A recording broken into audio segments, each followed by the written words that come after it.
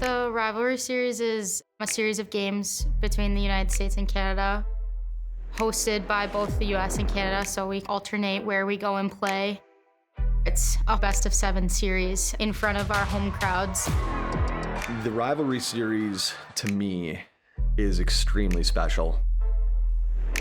It sets the tone and puts us in a good competitive headspace with Canada. It increases the intensity between us.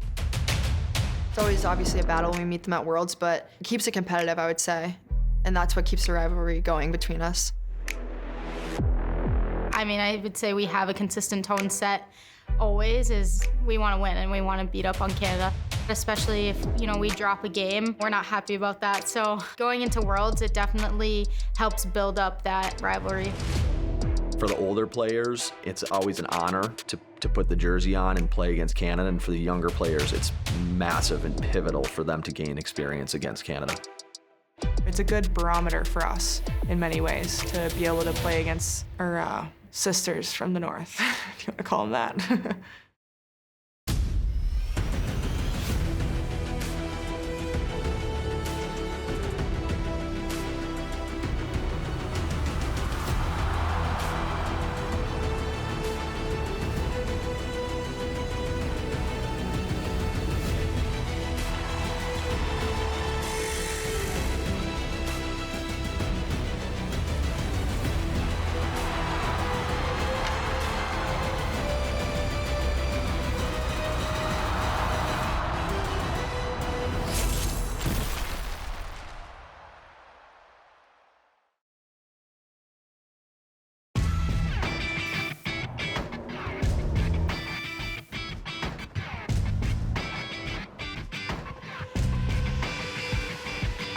It's realistic that we always have to be mindful of where we're actually at. Most of these players haven't played a game in 6 months, so we try to address just a couple of items between, the forwards have a couple of things we want them to improve on, and the D mitigate some of the differences between mistakes and try to make them strengths. And that's sort of the tweaking process throughout the season.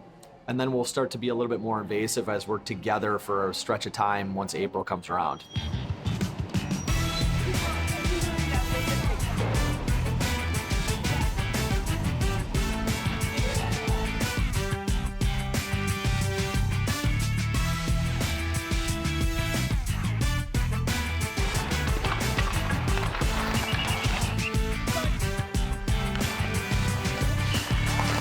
For the most part, what we want to do is keep the puck moving. What's the word? Predictable. Predictable, exactly.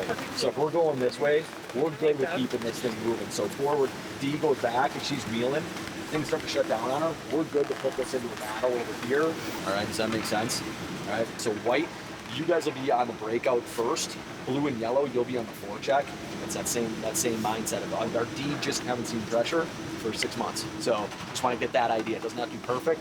It's just that mindset. When we're playing, keep it moving predictable. So we'll just go out of this end, down there, and we'll be attacking back this way. If you're not up on this end. It's seamless coming back to everybody after a little bit of time apart. This group has been so close, and we're always reaching out to each other when we're away from each other. Oh, nice save. Just the tight-knit community that we've created makes it possible for us to spend months apart and come back in as if nothing's changed.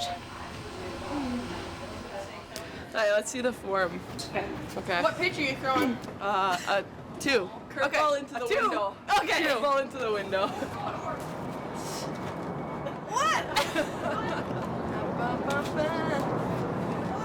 The way we play now is kind of more my style. Ripping around, going fast, moving the puck. Sprint. You're in. Just making sure that I'm as healthy as I can be and getting my proper nutrition and hydration so that I can play at that level that, I know I'm capable of and I want to help bring to this team.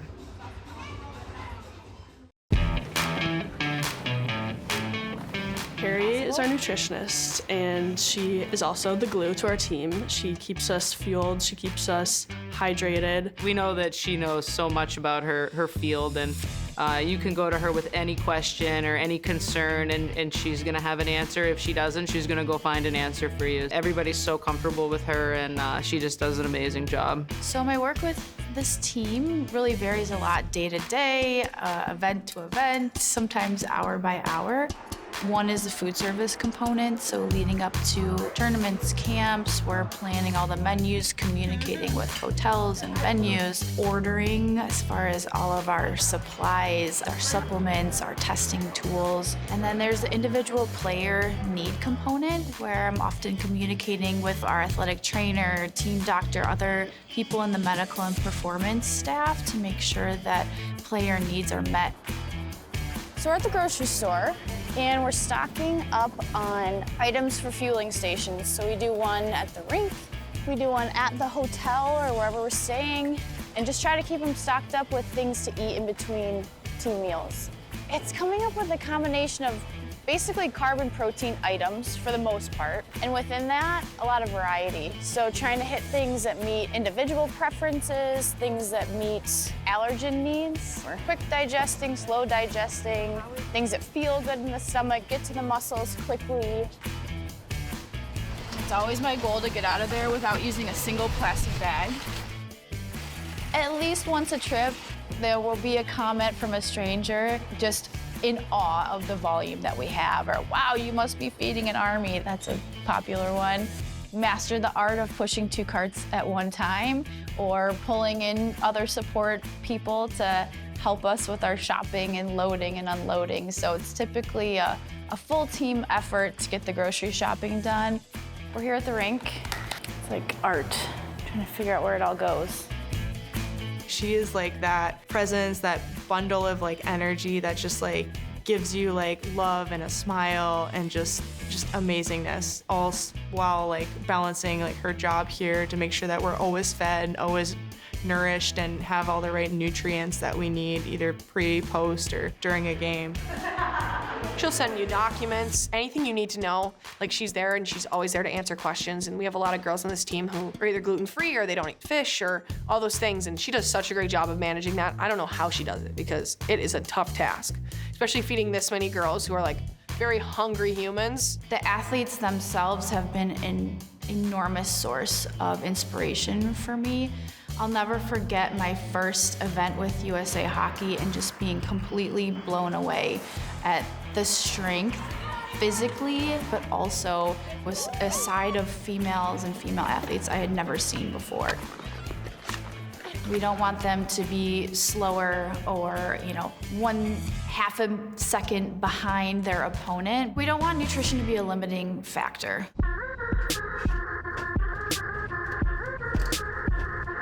Between these two countries, you know that this is a rivalry, that it is going to be intense on the ice. We're seeing youth in the American team, a lot of their players in the NCAA who have played, and on the Canadian side, a lot of them in the PWHL, and guess what? They haven't played since the most recent World Championship in Brampton. 9 of the last 13 Rivalry Series games have been decided by just 1 goal. Anytime you get to play Canada, it's always a battle, and it's one of the greatest rivalries in the sport of hockey, not just men's or women's, but the entire sport. So it's always an honor to be able to pull on the USA jersey and play against them. It's just remembering it's another hockey game. There's a lot of nerves and sometimes pressure, but at the end of the day, it's just a hockey game and kind of just have fun with it.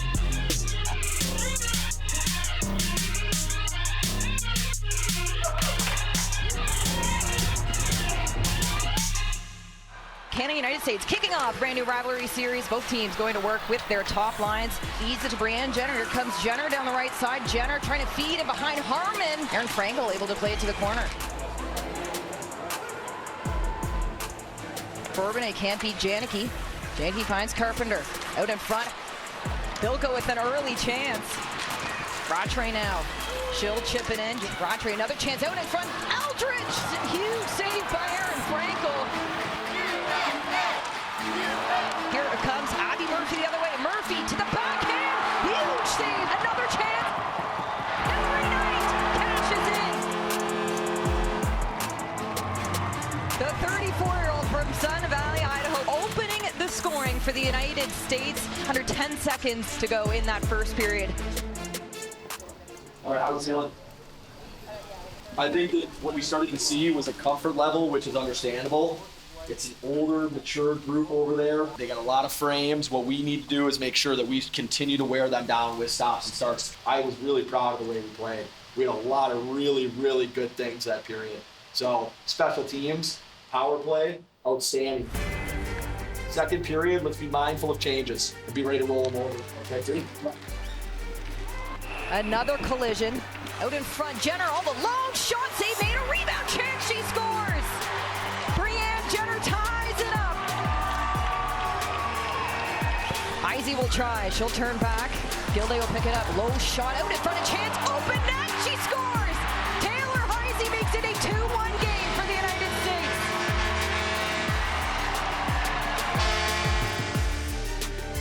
Here comes Alex Carpenter. Carpenter backhand drive. She scores. Alex Carpenter with the insurance goal.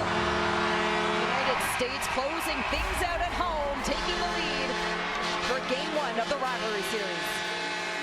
We're always proud of the way that you guys play, and we're honored to work with you, but that was really impressive how you came around in the third. We're a young group, and we should get better and stronger each and every period, each and every game, and that's the mentality we want to have going forward. You know, just so excited to be able to play a game finally. And I think as the game went on, we got better. Some girls hadn't played in a while, so it was good to get our feet wet again. Definitely the last win that we had feeds a lot into this game coming up. Here we go. 6 hours, man.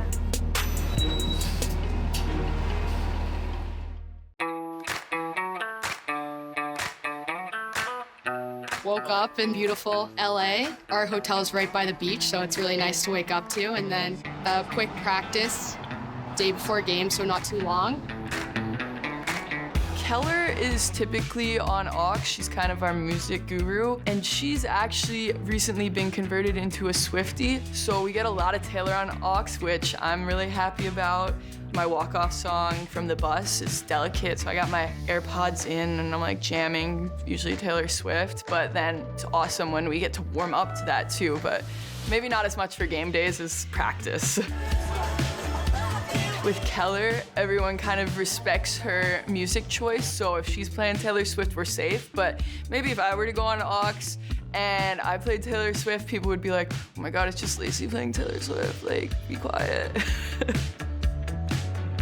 With those type of warm-ups, I'll do some things that kind of help balance the brain out, I know, because sometimes they're so excited. We pick exercise that just kind of connects the areas of the brain. We have trigger point methods that we use. We use something called RPR, where they hit trigger points. We use a combination of just good exercises that we feel just getting the body ready to step out on the ice. We always do the same thing for the games, just because it's part of that mental process of getting in the right state of mind to prepare yourself. I've coached over 200 seasons because I've coached as a strength coach. I coached 12 teams some years. So if you add it all up, it's 200 seasons. You win with culture and you win in the locker room because they believe in what you're doing. In the summers, I train with him as well. When I don't want to be there and it's 7 in the morning and I walk up and I see Cal in his khakis in the gym with no socks or no shoes, honestly, like, I just start dying laughing every single time. There's so many people who ask me, they're like, you know Cal Dietz? I'm like, yeah, I do. And I train with him. They're like, he's so famous. Cal is a genius, and we really, really love having him. He knows his stuff more than anybody. He keeps us in great shape. He makes sure we're really warmed up and body's feeling good. You just feel safer when he's around. There's just something about him that, you know, like, he's got your back. He's just so good at what he does, and we're always like strong and healthy and able to go out there and just be great, and that's all because of Cal. But I call him our big teddy bear because he is very intimidating. I've seen him deadlift an absurd amount of weight one time, and I was like, literally, I would break, my body would fall apart if I did that. So he's not only impressive, but he walks the walk and talks the talk. He does everything he expects us to do, which I think is important when you're looking up to someone, especially in that personal training realm of things.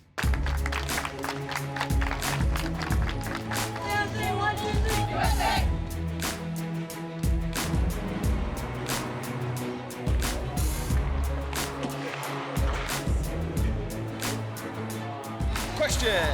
Back check, that's going on the same whistle? No, they go on the puck contact. Yeah. The perception of training for females has changed in the last few years, and they know they have to work because the competition is so hard, especially when you get to the highest level, right? You're trying to be 1% on 1%. You can't just say, hey, I work hard. That's your job, is to work hard, right? Now it's what you do after that, right? All the little things that you have to do to take care of yourself, recovery, nutrition.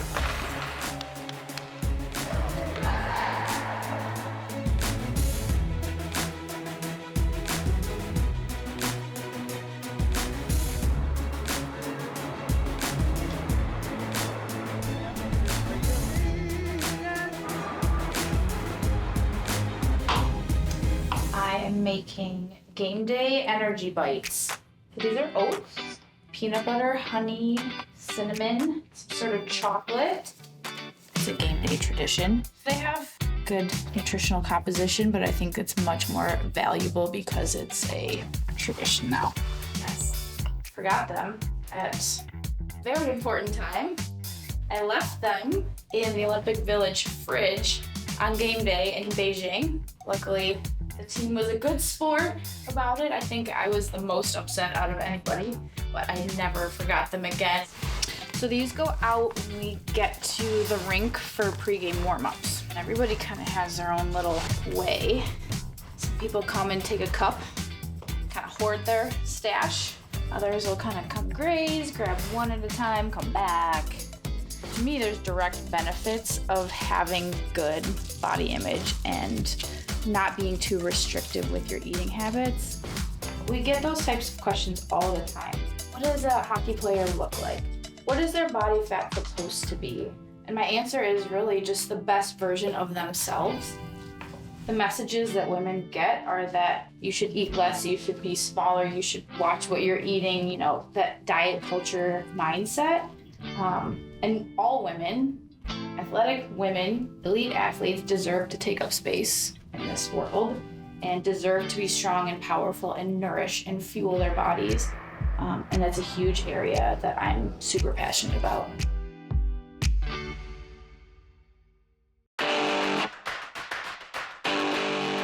Do you really need to warm up? Look, if we're in a game for the World Championship, if your body's not warmed up when you walk off the bus, we're not going to win anyway, because you have adrenaline already dumping into your body. So I truly believe warm-up's just a checklist for them. Maybe it's more mental than most people. That whole process is really exciting on a game day to see them start that, and you just see the switches in some of them so that you're like, wow, this athlete's getting ready to go. They're going to have a good day. I have a very specific pregame routine, actually.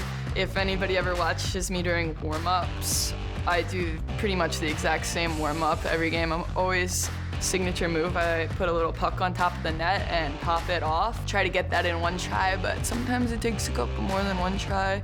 And then if somebody else pops the puck off, then I have to start my whole routine over again. I think everybody knows the magnitude of when you're able to pull on that jersey, you know who you're able to represent and all the players that have come through this program. And you know, we want to leave a lasting impact on this program ourselves, and we're super competitive, and when we go out there, we want to leave it all out there and hopefully do our country proud and ultimately win.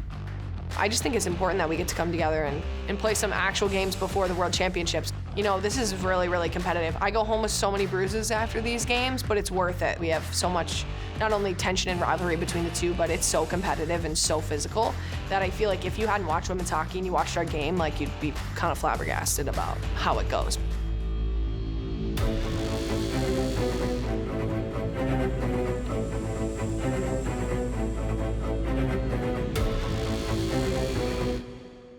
Both Canada and the United States travel to Crypto.com Arena in LA for Game 2 of the Rivalry Series. Canada, they're going to want a better start and finish than they had in Game 1, while the Americans, they're sitting comfortable with a 1-0 series lead.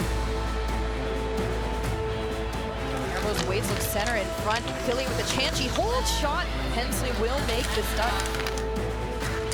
Now Fast with speed in over the zone. Fast takes a look, drives the neck, but Hensley poke checks away. Chance for Gosling. Hilary Knight, they shrunk the zone, making it smaller, looking to get that rifle of a shot off. Backdoor play. Alex Carpenter opens the scoring in LA. That will do it for period number 1. The United States taking the lead. When you look at these short-term tournaments like the Rivalry Series, how important is it to find success in a tournament when it's in this kind of format? Yeah, it's definitely difficult, having a couple games here, a couple games there. We're just trying to focus on each game at a time and building on these series as they come. As you build off of this first period, Alex, what do you want to see here for the final 2 periods? I think we're definitely looking to get more shots here. I think we had a lot of really nice plays, but, get more pucks on net and hopefully a couple of them go past.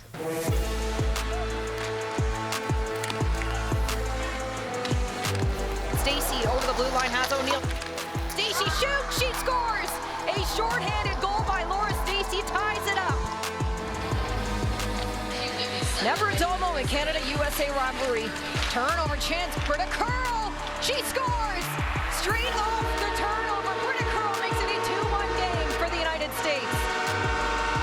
Rattray all alone. Can she beat Hensley? She does. Rattray an open net. She scores. Jamie Lee Rattray makes it a 3-2 game. Opener.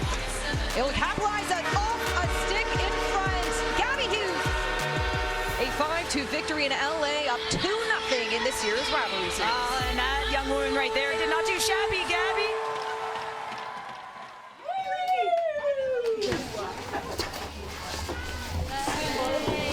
It was a complete team effort. We talk about with Hilary how often it's earned, and like the momentum that you create. It also comes from the people around you, like knowing that they're going to have your bases covered and some of those things. If we do have layers or something does break down, I'm really proud of you. And great start to the series. Now we build, all right? So travel safe, take care of yourselves, right? Especially with these time zones. To go have some fun too. Not too much fun. Hopefully what we can do is continue to put that at bay, their team success, and continue our team building. I think it's going pretty well. I am originally from California, so I have California skin, and I'm nervous about the cold weather that's coming up. But no, we're in a great spot. It's really hard to go into Canada in the winter months. Right now, we're really excited for Sarnia and Kitchener. It's going to be a good test of sort of, how do you handle that fandom that are screaming, and they're not screaming for you, they're screaming against you, and you can't hear people on the ice. So it's going to be a really good game for us.